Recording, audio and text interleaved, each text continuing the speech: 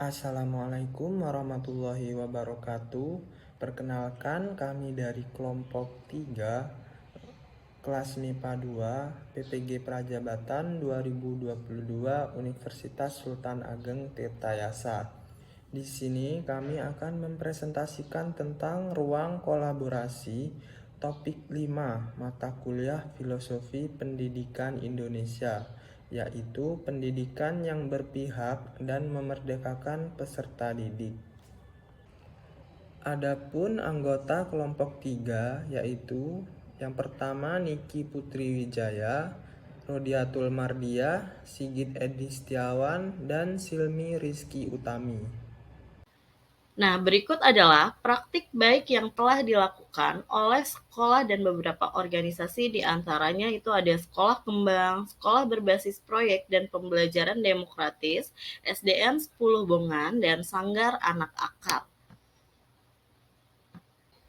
Nah, untuk Sekolah Kembang yaitu kelompok bermain TK dan juga SD yang berkomitmen untuk membentuk pusat pendidikan usia dini dengan lingkungan belajar yang kondusif, agar peserta didik tumbuh menjadi seseorang yang suka belajar sepanjang hidupnya dengan rasa bahagia dan antusias. Nah, praktik apa yang telah dilakukan di Sekolah Kembang yaitu melibatkan peserta didik dalam menentukan tujuan belajar, kemudian cara belajar, penilaian atau evaluasinya seperti apa, dan melaksanakan kegiatan reflektif.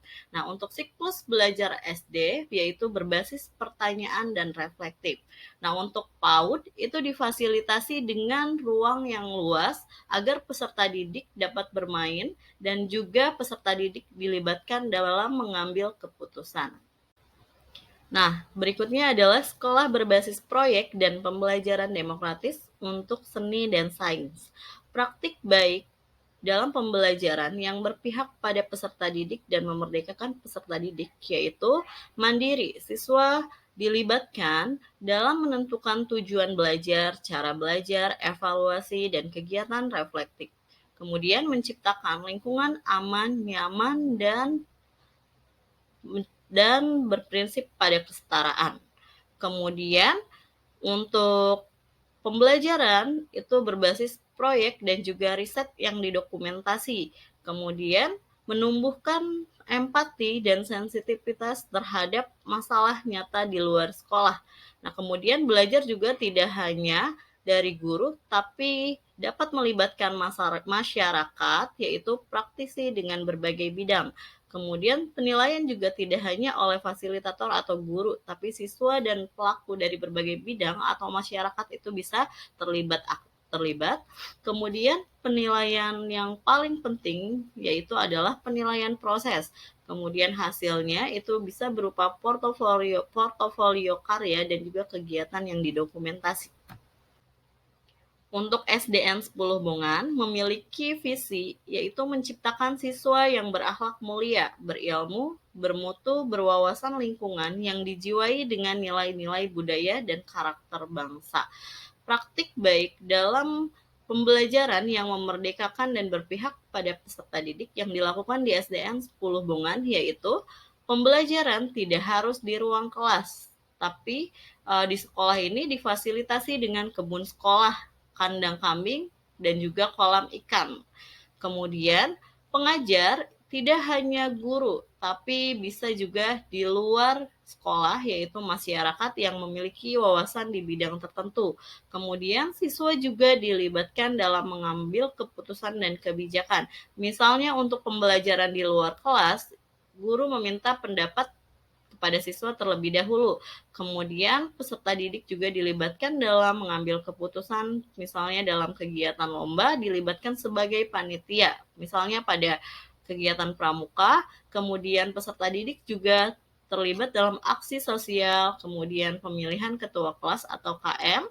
Kemudian kelompok belajar juga bisa disesuaikan dengan apa yang siswa inginkan. Misalnya untuk kelompok belajarnya ingin yang rumahnya berdekatan, itu boleh tanpa harus diskriminasi. Sanggar Anak Akar yaitu organisasi yang berfokus pada pendidikan dan perlindungan anak yang mengambil model pendidikan sekolah dengan pembelajaran mandiri berbasis komunitas sebagai model praksis dari pendidikan humanistik, yaitu yang memanusiakan manusia. Nah, untuk praktik baik yang dilakukan dalam pembelajaran yang berpihak dan memerdekakan peserta didik, yaitu selalu ada kumpulan atau berkumpul sebagai assessment untuk mengupgrade ekosistem dari segi sarana dan prasarana apa misalnya yang harus diperbaiki atau yang belum memenuhi, kemudian bagaimana cara berdinamika atau proses selama pembelajaran. Nah, untuk siswa juga dapat membuat perencanaan sendiri dan juga perencanaan bersama dalam komunitas. Praktik baik yang dilakukan oleh sekolah mitra mahasiswa tentang pendidikan yang berpihak dan memerdekakan peserta didik. Yang pertama, penghapusan PR dan pengerjaan tugas hanya di sekolah, agar peserta didik dapat merdeka dari tekanan belajar. Nah, hal tersebut dapat dilakukan guru untuk menghapus PR yang bersifat individu kepada peserta didik dan berfokus pada penilaian proses di sekolah. Karena untuk penilaian proses itu sangat dibutuhkan pada kurikulum merdeka saat ini. Yang kedua, peserta didik diberikan kebebasan untuk mengemukakan pendapat secara langsung pada proses pembelajaran. Nah, hal tersebut bisa dilakukan pada saat forum diskusi di kelas. Guru tidak hanya condong kepada peserta didik yang pintar saja, tetapi mampu terbuka dan mendengarkan dari berbagai sudut pandang peserta didik yang lain. Dan juga dapat menyimpulkan keseluruhan pendapat yang dilakukan setelah proses diskusi. Praktik baik berikutnya yaitu peserta didik dituntut mandiri untuk mencari pengetahuannya sendiri sesuai teori belajar konstruktivisme dengan cara dan gaya belajarnya sendiri. Guru pun harus paham dan juga melakukan pemetaan terhadap level kognitif peserta didik. Apakah peserta didik tersebut memiliki gaya belajar kinestetik, auditori, visual, atau audiovisual. Nah, peserta didik juga bisa dikelompokkan oleh guru saat proses pembelajaran. Misalnya dengan peserta didik yang mempunyai gaya belajar kinestetik itu bisa diberikan sebuah penugasan demonstrasi atau praktikum secara langsung. Nah, untuk peserta didik dengan gaya belajar auditori itu bisa diberikan penugasan seperti pembuatan podcast atau membuat review rekaman materi dalam ponsel atau gawai. Sedangkan untuk peserta didik dengan gaya belajar audiovisual bisa diberikan penugasan dalam bentuk pembuatan video pembelajaran. Nah, untuk berikutnya, peserta didik dilibatkan dalam menentukan tujuan belajar, evaluasi belajar, sampai merefleksikan proses pembelajaran. Nah, untuk implementasi saat ini, itu guru sudah memberikan lembar penilaian diri dan juga lembar penilaian rekan sejawat pada proses diskusi dan juga unjuk kerja di akhir pembelajaran agar peserta didik dan juga guru bisa merumuskan secara bersama-sama bahwa proses pembelajaran tersebut apakah berjalan baik dengan tidak, dan juga guru bisa mengetahui adanya kolaborasi dalam suatu kelompok peserta didik. Dan refleksi juga bisa diukur atau kita bisa ketahui sebagai guru bahwa peserta didik apakah senang atau tidak belajar pada pembelajaran hari ini, dan apakah refleksi tersebut itu bisa dikembangkan untuk mencapai dan juga membuat ide baru terkait pembelajaran pada pembelajaran berikutnya. Praktik baik yang sudah diimplementasikan di sekolah berikutnya yaitu penerapan model PJBL atau Project Based Learning. Nah, untuk penerapannya, guru biologi bisa menerapkan model PJBL tersebut pada materi evolusi. Nah, untuk metodenya bisa menggunakan gallery walk. Misalnya ketika guru menugaskan peserta didik untuk membuat poster, nah peserta didik tersebut bisa membuat poster itu sesuai kreasinya masing-masing.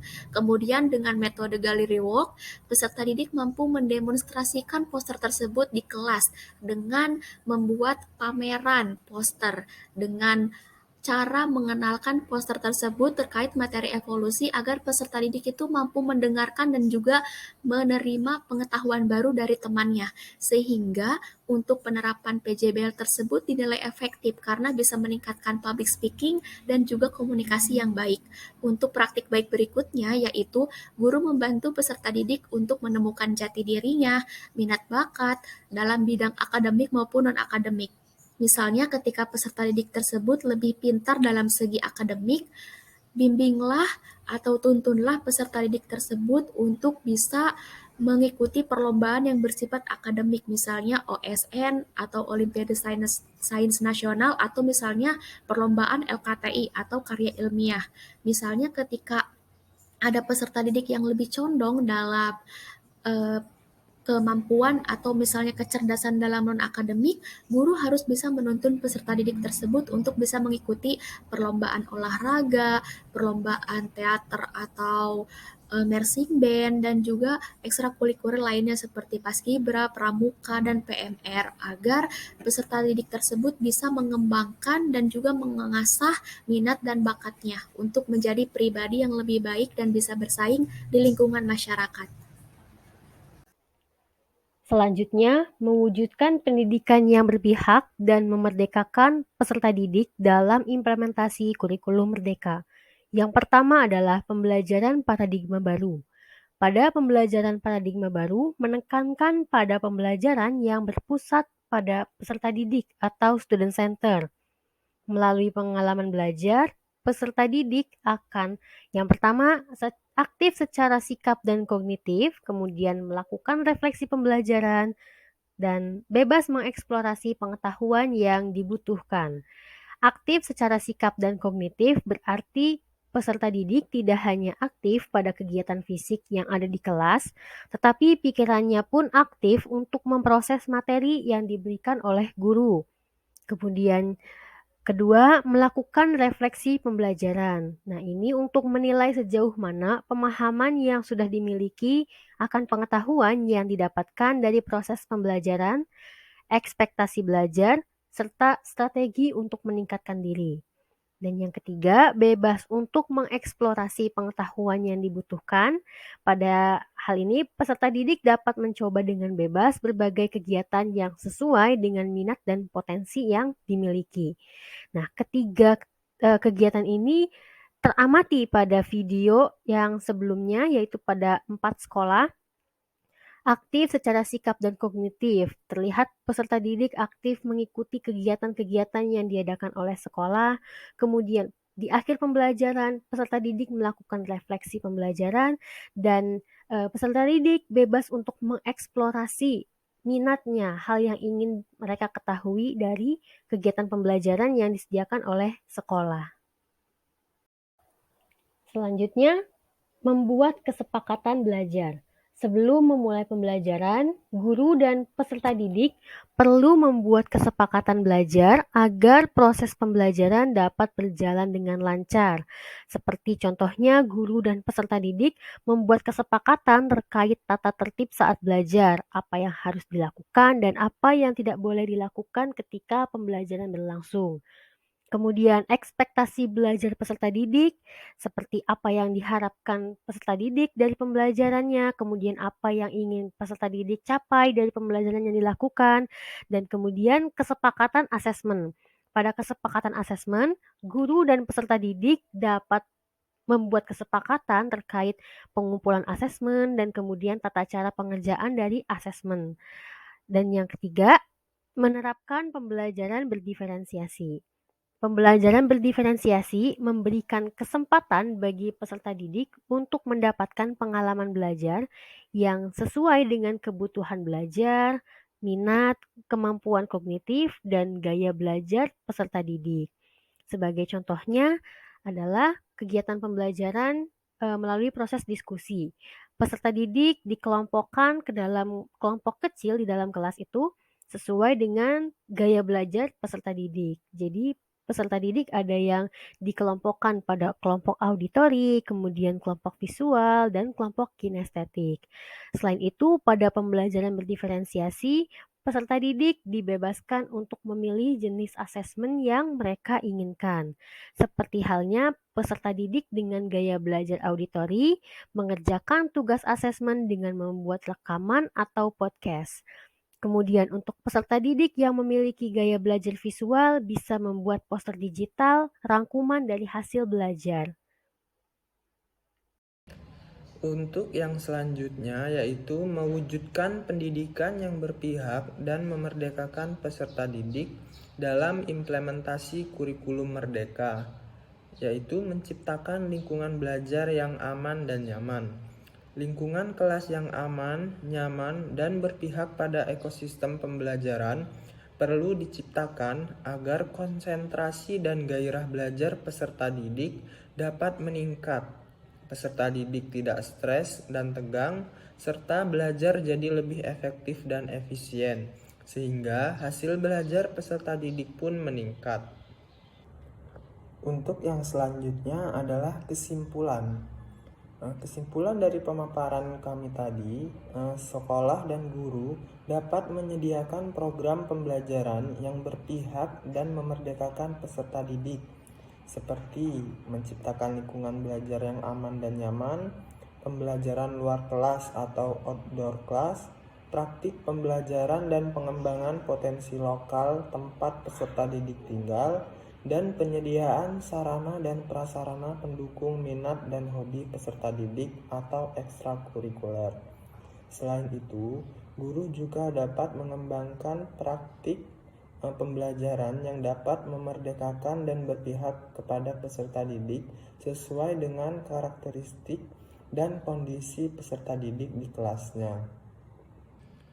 Sekian presentasi dari kelompok kami, kurang lebihnya mohon maaf. Assalamualaikum warahmatullahi wabarakatuh.